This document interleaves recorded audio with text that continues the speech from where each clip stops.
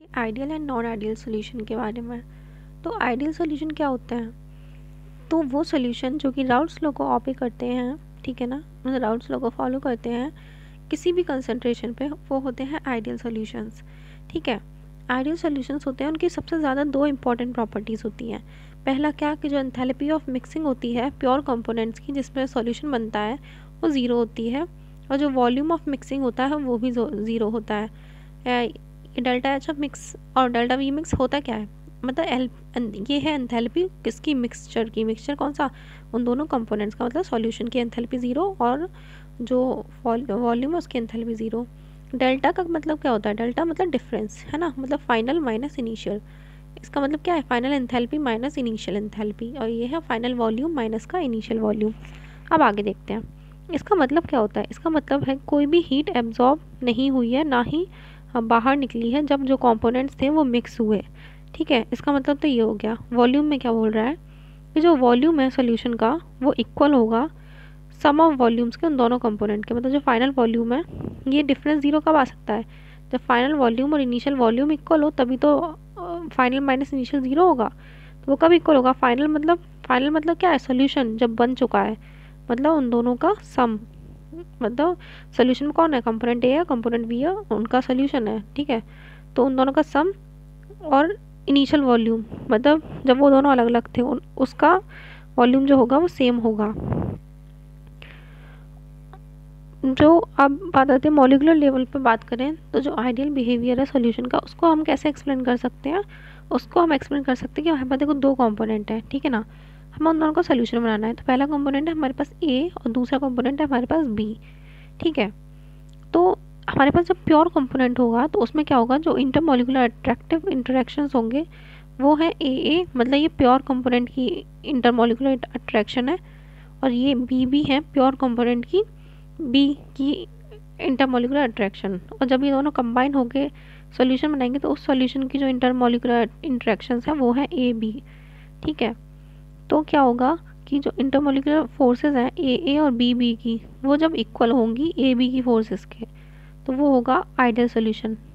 समझ रहे हैं ना, इससे हमारा बनेगा सॉल्यूशन, वो बनेगा आइडियल सॉल्यूशन। और एक परफेक्टली आइडियल सॉल्यूशन है वो बनना बहुत ही ज़्यादा रेयर है, लेकिन कुछ सॉल्यूशन नियरली आइडियल होते हैं बिहेवियर में, मतलब कम्प्लीटली तो नहीं ना हो सकते पर हो जाते हैं, मतलब ऑलमोस्ट।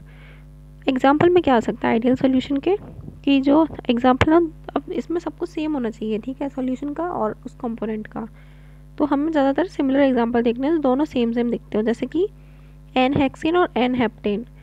ठीक है, ब्रोमोइथेन और क्लोरोइथेन, बेंजीन, टॉलिन, ये सब ना एक ही जैसे कंपोनेंट है, तो इनका ये सब डेल्टा एच मिक्स और डेल्टा वी मिक्स ज़ीरो आता है। इनको जब हम कंबाइन करते हैं तो जो सॉल्यूशन बनता है वो एक आइडियल सॉल्यूशन बनता है। अब बताती है नॉन आइडियल सॉल्यूशन की।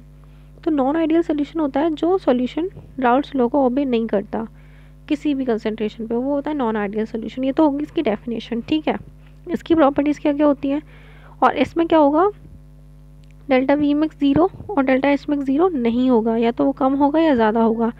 तो इससे दो केस बन गए ना, एक कम वाला एक ज़्यादा वाला। ठीक है, तो इसमें जो वेपर प्रेशर है सॉल्यूशन का वो हाई भी हो सकता है लो भी हो सकता है, जो कि राउल्ट्स लॉ के द्वारा प्रेडिक्ट किया जाएगा उससे।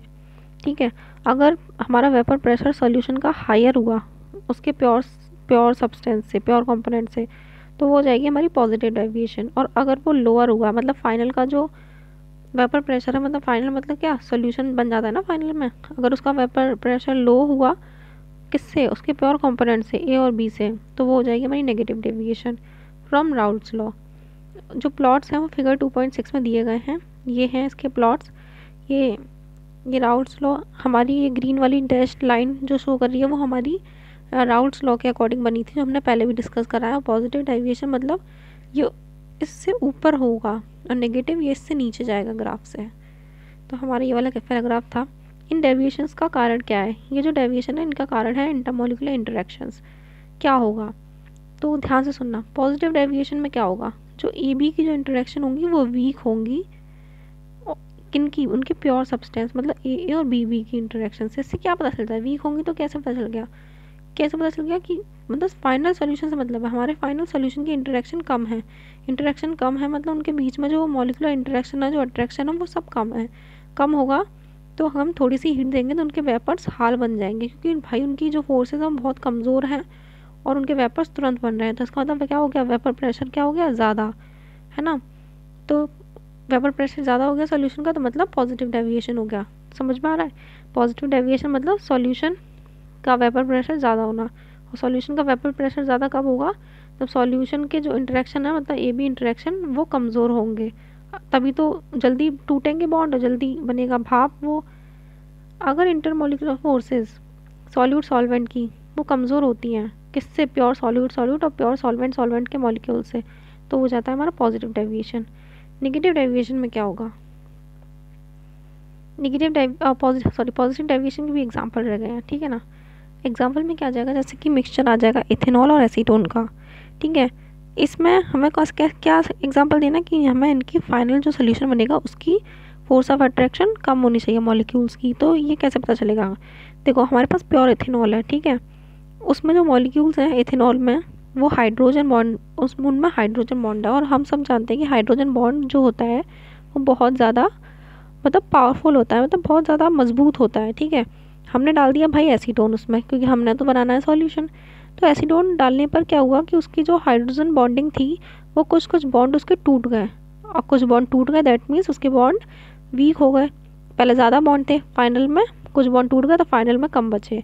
तो मतलब क्या हो रहा है, सॉल्यूशन बनने के बाद एसीटोन को डालने के बाद सॉल्यूशन जब बना तो उनमें हाइड्रोजन बॉन्ड कुछ ब्रेक हो गए, जिसकी वजह से फाइनल मॉलिक्यूल की जो इंटरेक्शंस थी वो हो गई कम हो गई। तो मतलब वेपर प्रेशर ज़्यादा, और वेपर प्रेशर ज़्यादा मतलब पॉजिटिव डेविएशन, ठीक है। तो जो इंटरेक्शन कम हुई उनकी वीकनिंग की वजह से सॉल्यूशन पॉजिटिव डेविएशन शो करेगा राउल्स लॉ से। ऐसे इसका दूसरा एग्जांपल है, पहला तो हो गया हमारा इथेनॉल और एसीटोन का, दूसरा हो गया हमारा कार्बन डाइसल्फाइड और एसीटोन का। इसमें क्या होता है कि डाइपोलर इंटरेक्शन होती है सॉल्यूट सॉल्वेंट के मॉलिक्यूल्स में, जो कि वीकर होती हैं किसकी, सॉल्यूट सॉल्यूट और सॉल्वेंट सॉल्वेंट के इंटरेक्शन से। अब आता है नेगेटिव डेविएशन। नेगेटिव डेविएशन होता है जब जहाँ हमारी फाइनल जो फोर्स ऑफ अट्रैक्शन हो वो स्ट्रॉन्ग हो। क्यों, क्योंकि नेगेटिव डेविएशन में होता है हमारा फाइनल वेपर प्रेशर कम। फाइनल वेपर प्रेशर मतलब सॉल्यूशन का वेपर प्रेशर कम, और सॉल्यूशन का वेपर प्रेशर कम होगा जब उसके मॉलिक्यूल्स के बीच में बहुत ज़्यादा अट्रैक्शन होगा, तभी तो वो भाप बनने से मना कर देंगे, मतलब तभी तो भाप नहीं बनेंगे, है ना। इस तरीके से आपको लाइन से सोचना है। तो इतना समझ में आ गया कि ए बी की जो फोर्स वो ए और बी की जो होंगी वो वीक होंगी, किससे, ए बी से, ए बी की ज़्यादा मजबूत होंगी, तभी वेपर प्रेशर कम होगा। तो ये हमारी होगी नेगेटिव डेविएशन। इसका एग्जांपल क्या होता है, इसका एग्जांपल है mixture of phenol and aniline. Phenol और एनिलीन इसके एग्जांपल हैं। अगर वो इसमें इंटरमोलिकुलर हाइड्रोजन बॉन्डिंग होती है। इंटरमोलिकुलर मतलब देखो इनमें जहाँ ये रहा हमारा नीचे एग्जांपल में, देखो ये हमारा एसीटोन है, C double bond O CH3 ये है हमारा CHCl4, ठीक है ना। मतलब क्या है, ये हमारा क्लोरोफॉर्म, CHCl3 हमारा क्लोरोफॉर्म होता है। इसमें क्या होगा, जब ये अलग अलग थे तो इनमें कोई हाइड्रोजन बॉन्ड नहीं था, लेकिन जब इनका सॉल्यूशन बना तो यहाँ पे एक हाइड्रोजन बॉन्डिंग फॉर्म हो गई O और H के बीच में। तो मतलब सॉल्यूशन जब बना तो हाइड्रोजन बॉन्ड बन गया, वो तो भाई बहुत मजबूत होता है। दैट मीन्स हमारा जो फाइनल सॉल्यूशन हो गया उसका बॉन्ड बहुत मजबूत हो गया, और मजबूत हो गया तो इसका मतलब हमारा हो गया नेगेटिव डेविएशन। नेगेटिव डेविएशन क्योंकि वेपर तो बन नहीं पाएंगे, क्योंकि उनकी अट्रैक्शन भाई हाइड्रोजन बॉन्ड है, थोड़ी सी से नहीं टूटेगा, वेपर इतनी आसानी से नहीं बनने। तो हो गया हमारा नेगेटिव डेविएशन। इससे क्या हो जाएगा कि जो मॉलिक्यूल्स की टेंडेंसी है वेपर बनने की वो कम हो जाएगी, जिससे नेगेटिव डेविएशन हो जाएगा राउल्स लॉ से।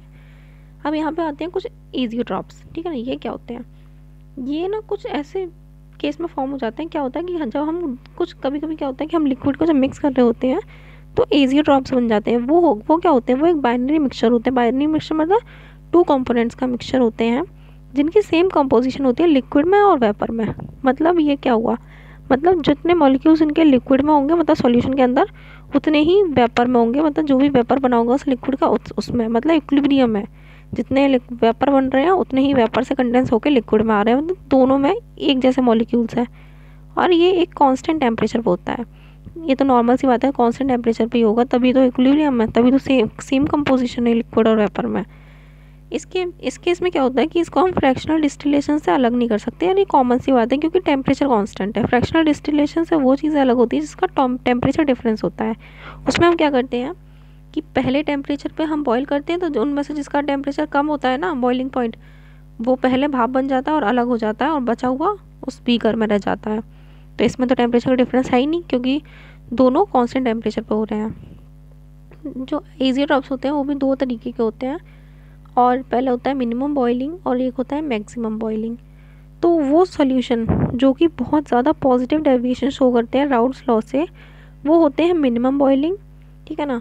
और वो सॉल्यूशन जो कि नेगेटिव डेविएशन शो करते हैं वो होते हैं मैक्सिमम बॉइलिंग। तो थोड़ा उल्टा उल्टा है, पॉजिटिव का मिनिमम है और नेगेटिव का मैक्सिमम है। एग्जाम्पल के लिए इथेनॉल और वाटर है जो शुगर के फर्मेंटेशन से मिलता है, फ्रैक्शनल डिस्टिलेशन करने के बाद वो आपको जो सॉल्यूशन देता है वो होता है हमारा एजियोट्रॉप, वो भी पॉजिटिव डेविएशन का। और नेगेटिव डेविएशन के लिए हमारा जो होता है उसका एग्जांपल दिया गया है। इनके एग्जांपल याद कर लेना, डेफिनेशन इम्पॉर्टेंट है। नेगेटिव का एग्जांपल है नाइट्रिक एसिड और वाटर, ये इसका एग्जांपल है। और जो एजियोट्रॉप है इसमें ये इनकी कंपोजिशन दी गई है कि कितना नाइट्रिक एसिड डालो कितना वाटर डालें तब हमारा एजियोट्रॉप बनेगा, वरना तो हमारा क्या बनेगा, सोल्यूशन। ठीक है, तो आज की वीडियो में इतना ही। नेक्स्ट वीडियो में हम कॉलिगेटिव प्रॉपर्टीज़ पढ़ेंगे। तब तक के लिए bye and please subscribe my channel. Bye bye.